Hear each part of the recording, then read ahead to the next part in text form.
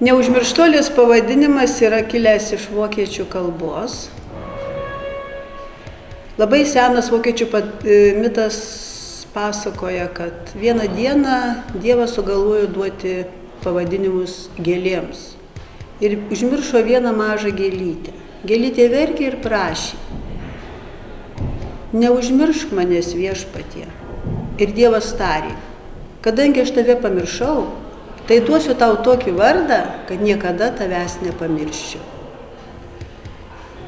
Neužmirštuolės pirminė simbolika yra žydra, tyra, kaip ašara, šviesi gėlytė, tačiau bejėgė ir silpna, bet pilna tikėjimo.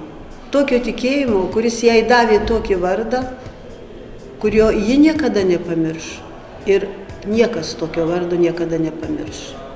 Šiaip šį vardą jau naudoja įvairios tautos. Tai ir vokiečiai, ir anglai, ir armėnai. Ir visada tai buvo susiję su aukomis, tomis aukomis, kurias pergyveno šitos tautos. Tačiau labdaringų akcijų metu būtent neužmirštuolė padėdavo surinkti labdarą ir ją skirti bejėgiams ir silpniems žmonėms, tai yra našlaičiams, našlėms, sunkiai gyvenantiems. Lietuvoje mintis apie šitą akciją atsirado prieš 4 metus. Ją sugalvojo vienas vyriokas, kuris nepriklausė jokiai partijai, jokiai organizacijai. Jis tiesiog pajuto, kad reikia simbolio, kuris mums primintų ne bet ką, bet sausio 13. Tai yra laisvės gynėjų diena. Mes simbolių turime daug, mes žinome jų prasmę, ir Vytis, ir Gedimino stulpai, tačiau jų mes nepamirštame niekada. Tačiau mums reikėjo tokio simbolio, kuris primintų mums būtent laisvės dieną, tai yra sausio 13. Tačiau vienerius metus viskas buvo aptilę. Tas vyras netgi to savo minties negalėjo paskleisti, nes čia Lietuvoje buvo tam tikros aplinkybės. Paplito ta mintis, kad sausio 13-osios naktį lietuviai patys šaudė lietuvius.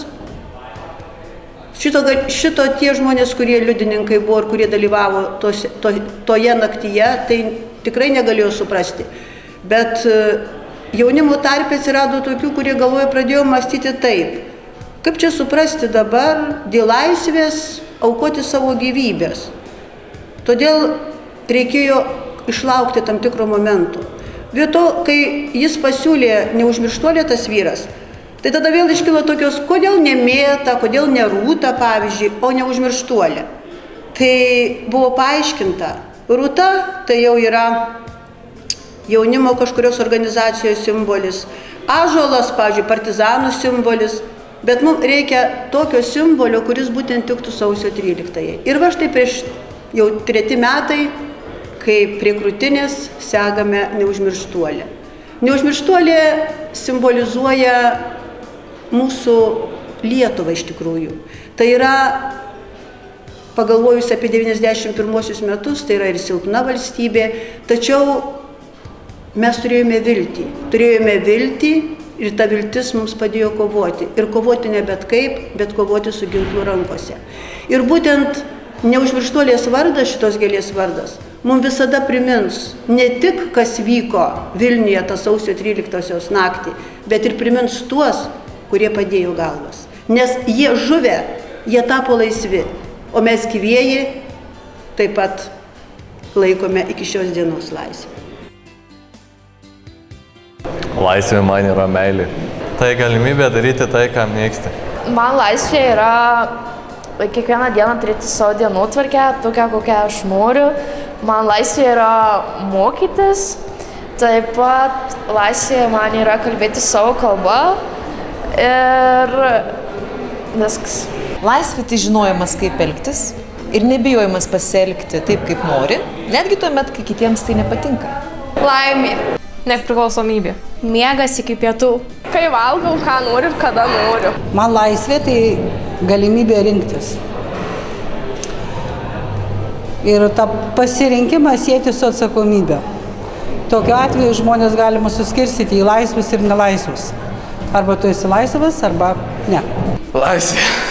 Tai galėjimas būti pasaulyje, savo gimtą saulę, kvėpuoti oru, matyti savo gimtos žemės sniegą, išeiti laisvai, išeiti kur nori, paimti sniegą, turėti savo sniegą žiemos metu, nepelenus rankose svetimų. Galiu eiti, galiu žiūrėti, galiu šnekėti, tai yra laisvė. Ir galiu kalbėti, ką noriu, ir su kuo noriu, ir kaip noriu. Tai aš manau, kad laisvė yra, kai žmogaus pasirinkimų niekas nevaržo.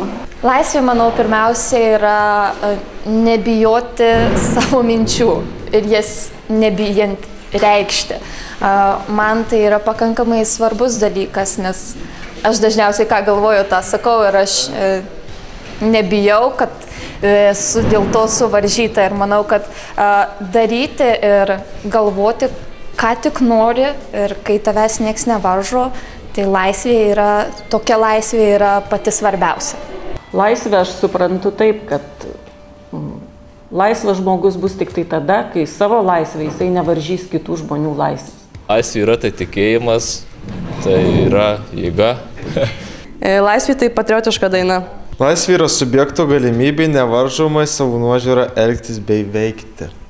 Laisvė tai lyg turėtum sparnus ir galėtum skristi. Laisvė tai buvimas savimi.